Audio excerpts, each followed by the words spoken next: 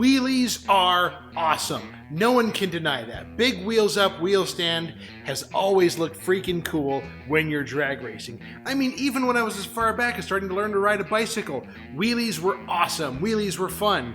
So I've always wanted my El Camino here to do wheelies for as long as I've been drag racing it. But there's actually a dark side to doing wheelies that I didn't know. And I actually had to find out the hard way with this car. So let's go to the track and start talking about what it is that I actually found that's changed. Because with the 12 bolt in the back, there's a little bit of suspension geometry that's changed, and I had no idea how much it was going to affect the front of this car. It is a ridiculously hot day here at Flying H Motorsports Park. I've got the El Camino out, the 12 bolts is installed. So far doing mostly okay. The brakes are a little meh, but all things considered, we're doing all right. It drives straight. I do have a driveline vibration at speed. I'll work on that later. Seems to be doing okay, but I do have one weird problem that popped up with my slicks. Let me show you. Check out those tiger stripes. Talking with a few people that know more about this than I do, this is my first time running a slick with a tube into it, and what I need to do is come down on tire pressure. I'm treating them just like the old 29x11s with no tubes. That's a 29x10 with a tube. It's practically the same tire, but that tube adds a little bit of stiffness to the sidewall. So I'm going to come down from my 14 to 13 or 12 pounds and see how it does. So going into first round eliminations, there really wasn't too much I should be worried about. I had one red light in time trials. It was an 058 red. It was really red, but things could have happened. I could have had a slip, something happened. I wasn't too worried about that going into first round eliminations. However, coming out of first round, there was something interesting.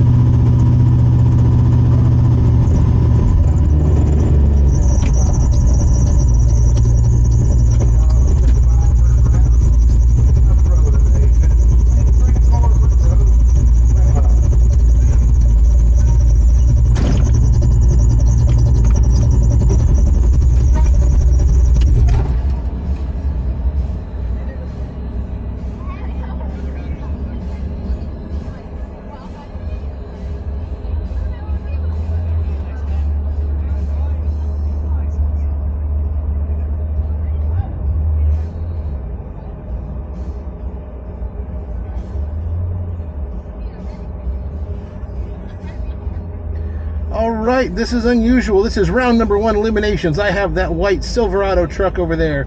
He's dialed something like 16 seconds. So they pulled us forward, they shut us down. There's a rerun situation, probably a timing system glitch. Set up properly here in just a second.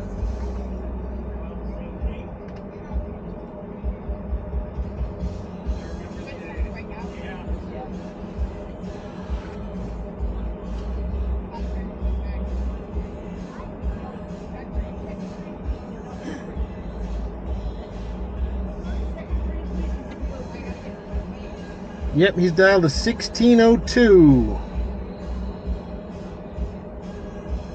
All right, gentlemen, ladies and gentlemen, check your dial-ins on the board right there in front of you. You do not stage unless you got the proper dial-ins. It is elimination. It is up to you to make sure we have our stuff together.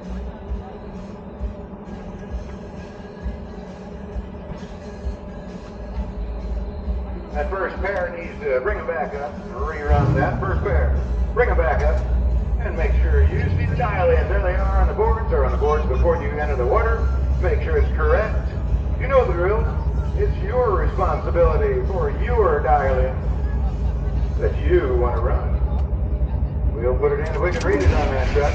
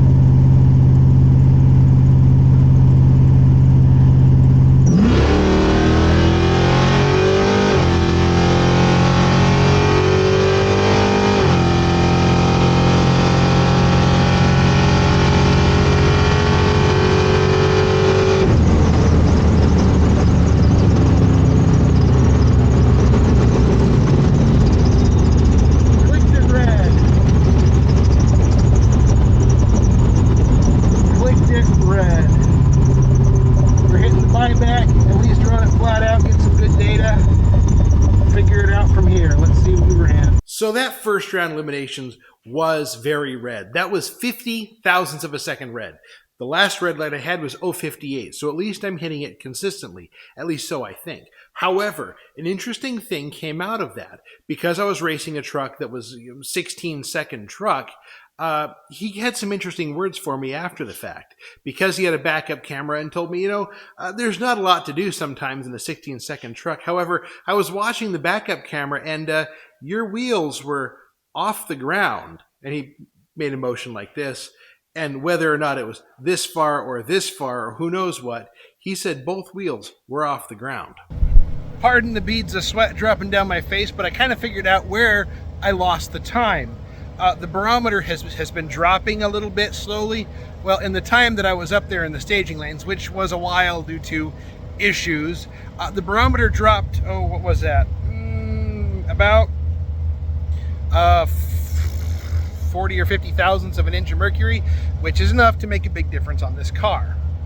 So, I'm going to have to pull a plug and take a look at that and see what it's really telling me, but I suspect there may be some improvements to be made with the mixture. But let's check out the tires. Came down a pound and the stripes are a lot less defined, so I'm going to come down another half a pound and hopefully get those out. So going and hitting the buyback round, I know that I absolutely have to lay it back on the tree a bit to be able to get a green light that's going to work for me on the track. I can win off of a slow green light. I've done it before.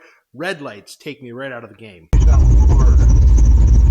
Alrighty, here we are. I bought back into round number 2. I have the blue duster to my right. It's hot. The weather's weird. I'm dialed up at a 1282. And I'm going to see the third yellow.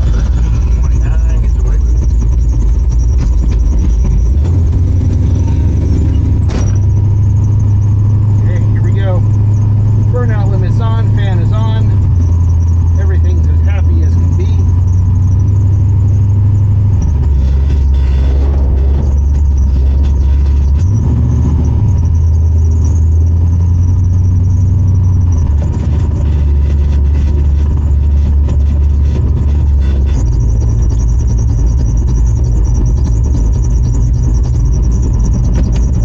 Second gear. For the starting line guy.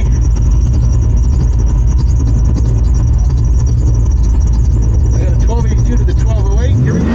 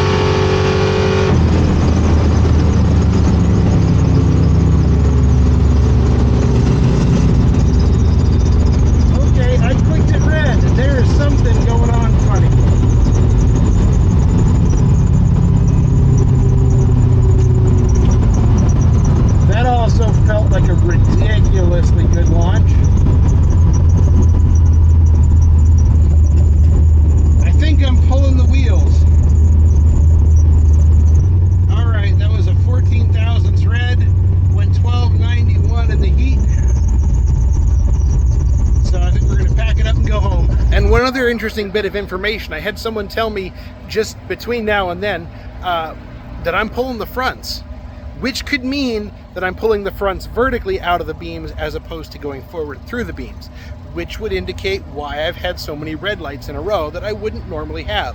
So there's a couple of fixes that I can do there. I'm gonna have to do a little bit of research and figure out what's gonna be the right next move for me. At 12.5 pounds, the tiger striping's starting to go away, but it was a little floaty on the top end, so I think I'm gonna have to stand on that one.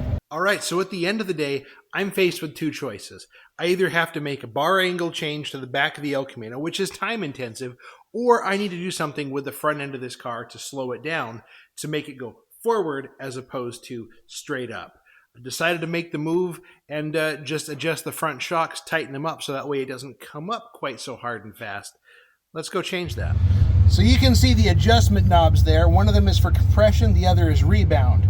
I'm going to turn the rebound one clockwise 4 clicks.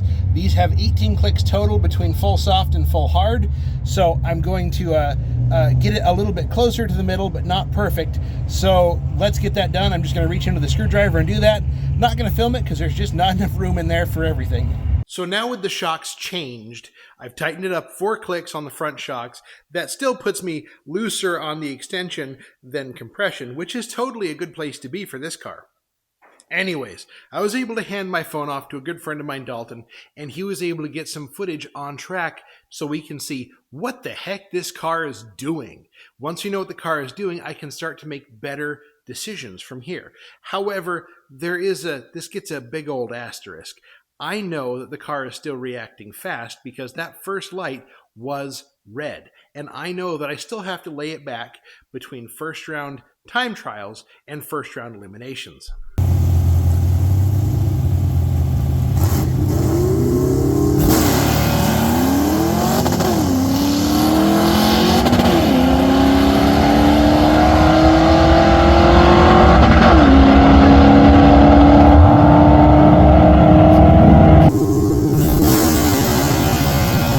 Data is in. That was just a hair under 2 thou red. I got to see it like 5 digits to the right of the decimal. It was a negative 0.0017.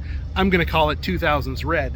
But that is a lot closer than the 50 and 58 red I was looking at yesterday, so I think I'm improved. That was a 12809. I can work with that. I just need to really lay back the reaction time to keep it green. Alrighty, here we are, round number 1 eliminations. I got a 1281 on the window. I've got that Camaro dialed to 1202, I want to believe. We'll find out in a minute, but that's okay.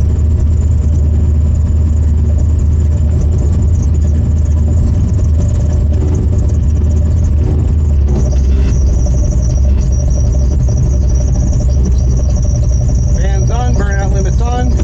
1281 to a 1202.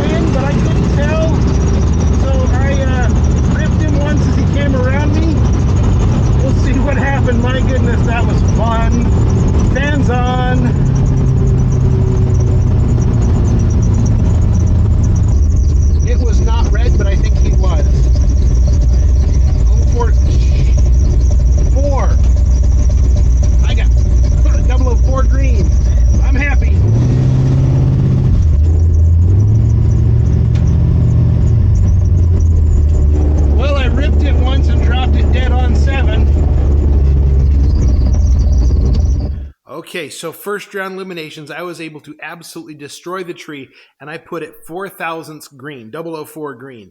I also ran it dead on 7 for 11 thou total, which is one of the best passes I've ever made in this car especially. But that 4 thou green was enough to put me in the position of the wait and see buy, because they do the buys in second round on based on best winning reaction time from previous rounds. That 004 put me in that position. Made the call for Sportsman round 2, and car number 643 has the buy if there's an odd number of cars. Here's hoping.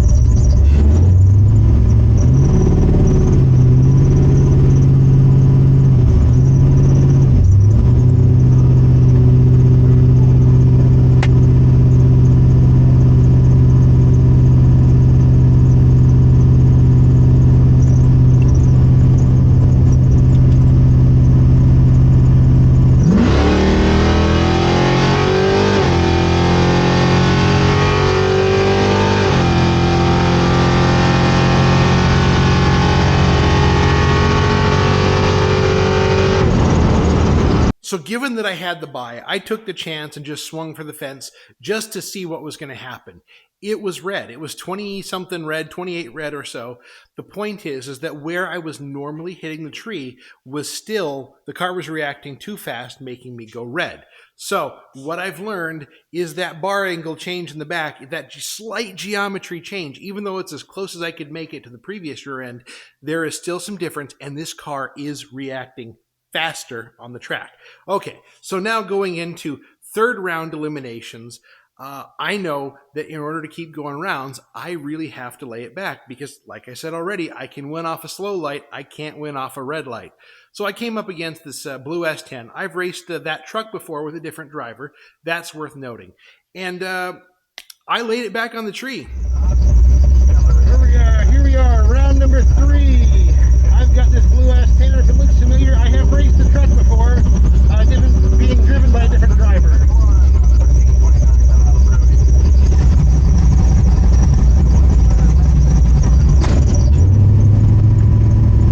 I'm going to run the 1277. I got pushed to the right lane. That's the way it worked. Welcome to life. I got to lay it back on the reaction time. Take it easy.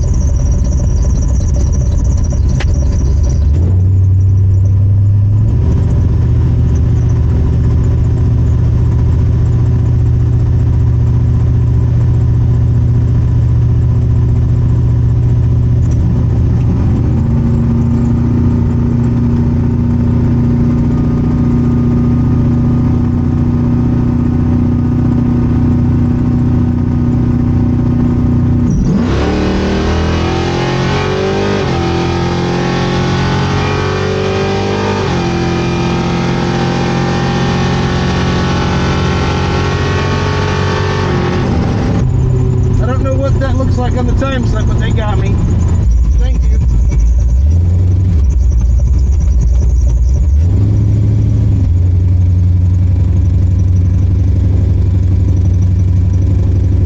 Yep, it was all on the tree. I went 104 on the 106 on the tree to their 42. So she had lots of room to play with. I went 78.7 on the 77. She went 30 with a 6 on her 26, which put her 35 thou ahead of the strut.